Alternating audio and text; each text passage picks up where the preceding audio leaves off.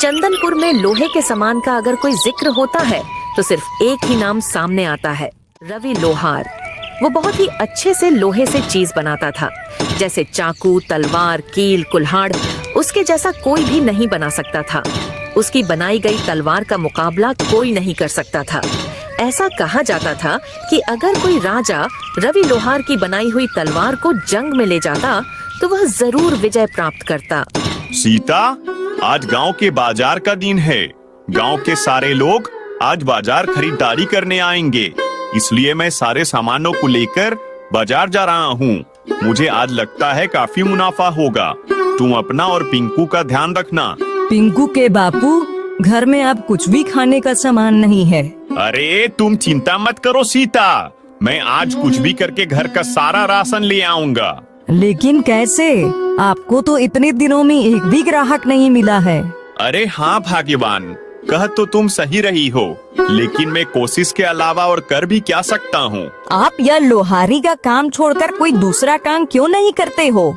मैं इसी काम में माहिर हूँ सीता, इसलिए मैं यही काम कर सकता हूँ। जी वो बात तो है, लेकिन इस काम में आप इतनी मेहनत करते हैं, बदले ना आपको मिलता ही क्या है?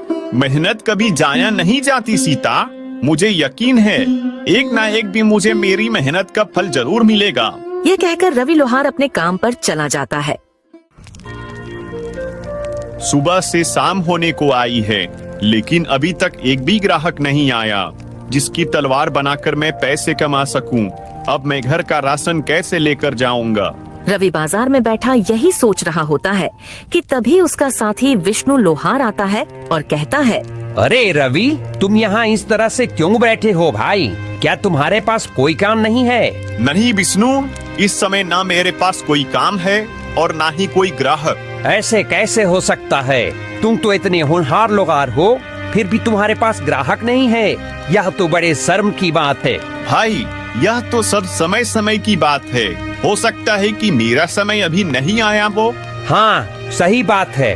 खैर, मैंने तुम्हें यहाँ बैठे हुए देखा तो मैं तुमसे बात करने चला आया।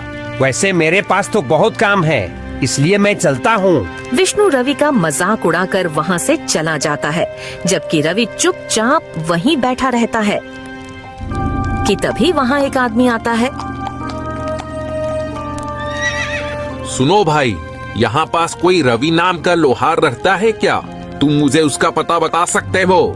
जी मैं ही हूँ रवि, बताइए आपको मुझसे क्या काम है?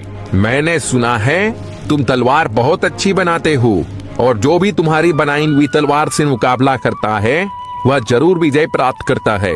जी यह सच है कि मैं तलवार बनाता हूँ, लेकिन जीत और हार तो सिर्फ ईश्वर के हाथ में होती है। बात तो तुम्हारी बिल्कुल सही है।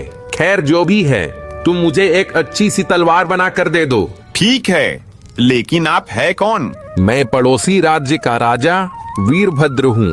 लेकिन महाराज, मैं आपके लिए तलवार क्यों बनाऊं? मैं तो आपको जानता भी नहीं हूँ। दरअसल कुछ दिनों से मेरे कुछ दुश्मन मेरे राज्य के लोगों को बहुत परेशान कर रहे हैं।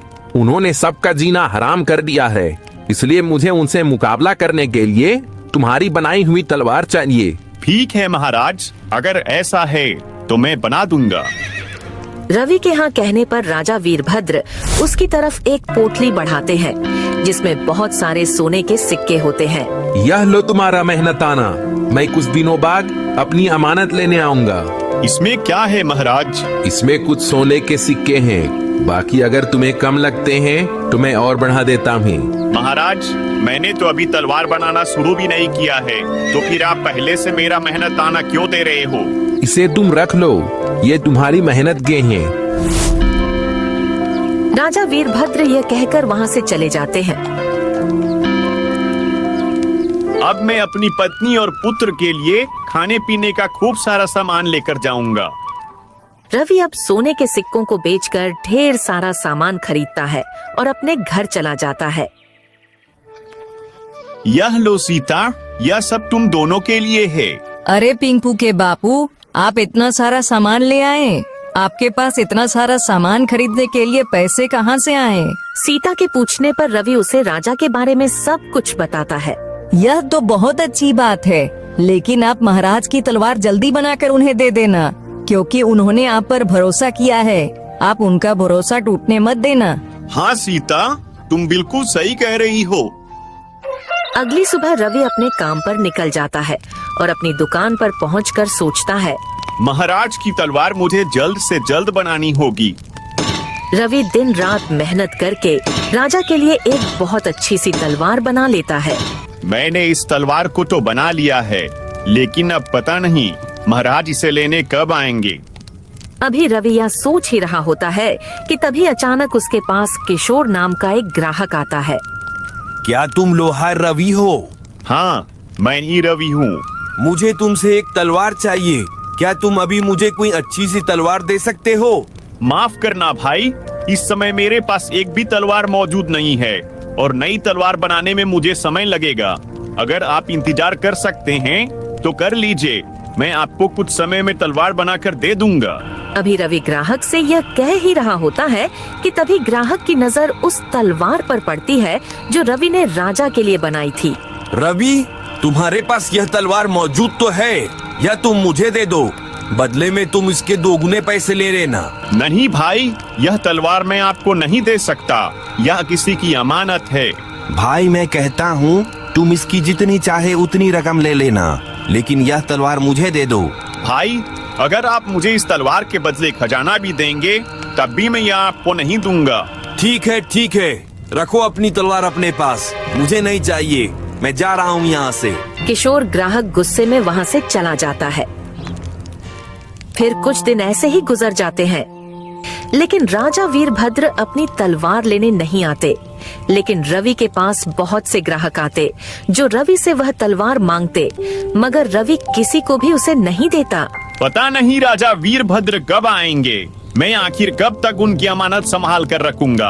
अभी रवि अपने मन में सोच ही रहा था कि तभी अचानक किशोर ग्राहक वहाँ फिर आता है। रवि भाई, इस तलवार को बनाए हुए तुम्हें कितना समय हो चुका है? इसका मालिक तो अब तक नहीं आया और मुझे नहीं लगता कि अब वो आएगा। लेकिन भाई, यह बात आप इतने यकीन से कैसे कह सकते हो? देखो रवि, अगर इस तलवार के मालिक को आना होता तो कब का आकर इसे ले जाता, लेकिन वह नहीं आया, इसलिए तुम इस तलवार को मुझे दे दो। कुछ भी हो जाए, मैं यह तलवार आपको नहीं दूंगा, आप यहाँ से जा सकते हैं। किशोर ग्राहक फिर से गुस्से में वहाँ से चला जाता है। मैंने बहुत कोशिश की सरदार, लेकिन मैं उससे वो तलवार हासिल नहीं कर सका। रवि के हाथों बनाई गई वो तलवार मेरे लिए बहुत जरूरी है, तभी मैं उससे पूरे राज्य में अपना खौफ पैदा करके अपना राज्य कायम कर सकूंगा। आखिर ऐसा क्या है सरदार उसके हाथ की बनाई हुई तलवार में? रवि के हाथों में एक अजीब तरह का जादू है। वह जिसके लिए भी तलवार बनाता है उसे विजय प्राप्त जरूर होती है। नई तलवार बनाने में उसे काफी समय लग जाएगा और मुझे तलवार की जरूरत जल्दी है, इसलिए वह तलवार मुझे किसी भी कीमत पर चाहिए। अब मैं क्या करूं सरदार? कैसे उस तलवार को उससे हासिल करूं? तुम रवि के आसपास ही रहो, उसका भरोसा जीतो और फिर मौका पाते ही उसे धोखा देकर तलवार ले आओ। किशोर ग्राहक भैरव की बात सुनकर एक बार फिर से रवि के पास आता है। रवि, मुझे माफ कर दो, मैं वाकई गलत था, यह किसी और की अमानत है, इसलिए अब तुम मेरे लिए दूसरी तलवार बना दो। ठीक है, मगर इसके लिए मुझे थोड़ा समय लगेगा। ठीक है, मैं इंतजार कर लूंगा। किशोर ग्राहक के कहने पर रवि दूसरी तलवार बनाने के लिए तैयारी शुरू कर देता है। अच्छा है, यह बेवकूफ अपने काम में लगा हुआ है, मैं जल्दी से यह तलवार लेकर अपने मालिक को दे देता हूँ। फिर किशोर रवि को धोखा देकर चुपके से राजा की तलवार लेकर भाग जाता है और कुछ देर में रवि तलवार का नक्शा बनाकर कहता है, भाई यह देखो, तुम्हारी तलवार का नक्शा तैयार हो गया है। अरे अरे, वह आदमी कहाँ गया? कहाँ गया वह आदमी? अभी तो यहीं था। रवि किशोर को अपनी दुकान के आसपास तलाश करता है, लेकिन वह उसे कहीं नहीं मिलता। फिर वह अपनी दुकान पर वापस आता है, तभी उसकी नजर राजा की तलवार की जगह पर पड़ती है। हे भगवान, इसका मतलब वह ग्राहक नहीं, चोर था, मुझे धोखा देकर भाग गया। हे भगवान, अब मैं क्या करूं? क्या जवाब दूंगा राजा वीरभद्र को? मुझसे इतनी बड़ी गलती कैसे हो गई? इधर किशोर ग्राहक तलवार लेकर जंगल में भैरव के पास पहुंचता है। यह लीजिए सरदार, आपकी तलवार। अब मुझे राजा वीरभद्र से जीतने से कोई नहीं रोक सकता, कोई नहीं। अब मैं क्या करूं ऊपर वाले? उस चोर ने मुझे धोखा देकर महाराज की तलवार चोरी कर ली। अब मैं महाराज को क्या जवाब दूंगा? रवि यह सोच ही रहा होता है कि तभी पानी से कृष्ण गोपाल निकलते हैं। क्या हुआ रवि, तुम इतने दुखी क्यों हो? कृष्ण गोपाल के पूछने पर रवि उन्हें सारी बात बताता है। रवि, उस चोर ने तुम्हारे साथ धोखा किया है, इसमें तुम्हारी कोई गलती नहीं है। तुम एक काम करो, तुमने जिस तलवार का आज नक्शा तैयार किया है, अब जल्दी से उसे बनाकर राजा वीरभद्र को दे दो।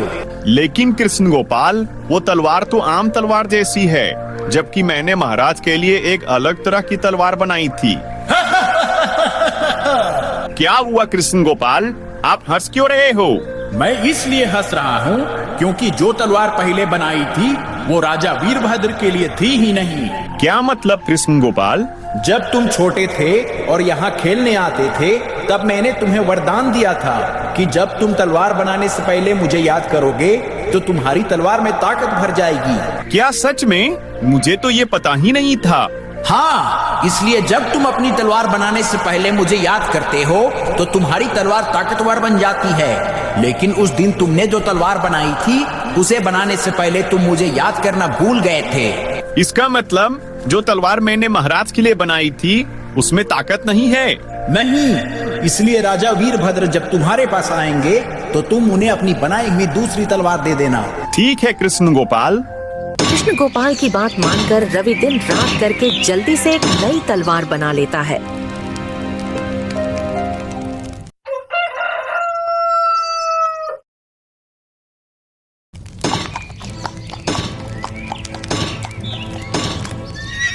रवि, क्या मेरी तलवार बन गई है?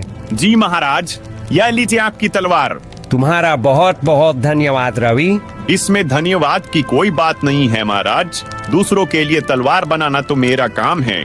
महाराज, अगर मैं भी आपके साथ आपके दुश्मन के मुकाबले को देखने चलूं, तो क्या आप मुझे ले चलेंगे? हाँ हाँ, क्यों नहीं। कल के मुकाबले में तुम भी मेरे साथ चलना। अगले दिन राजा वीरभद्र रवि को भी अपने साथ मुकाबले में ले जाते हैं। फिर एक मैदान में राजा वीरभद्र और उनके दुश्मन भैरव की जंग शुरू हो जाती है। आज मैं तुझे मारकर तेरा राज्य अपना बना लूंगा। तुम इस नापाक मकसद में कभी कामयाब नहीं हो पाओगे। इतना कहकर राजा वीरभद्र गुस्से से उस पर वार करते हैं, जिससे उसकी तलवार 2 टुकड़ों में बट जाती है। अरे, ये कैसे हो सकता है? यह तो जादुई तलवार थी, यह टूट कैसे गई? तूने रवि से धोखे से यह तलवार हासिल की थी, इसलिए देख, तेरा यही अंजाम होगा। इतना कहकर राजा वीरभद्र उस भैरव को मार देते हैं और मुकाबला वहीं खत्म हो जाता है। महाराज, आपको कैसे पता चला कि दुश्मन भैरव ने मुझसे धोखे से तलवार हासिल की थी? उस दिन मैंने तुम्हारी और श्री कृष्ण गोपाल की सारी बातें सुन ली थी। फिर मैंने तुम्हें धोखा देने वाले उस किशोर को सबक सिखाया और आज इस दुष्ट की जान ले ली, ताकि यह किसी और को धोखा या नुकसान ना पहुंचा सके।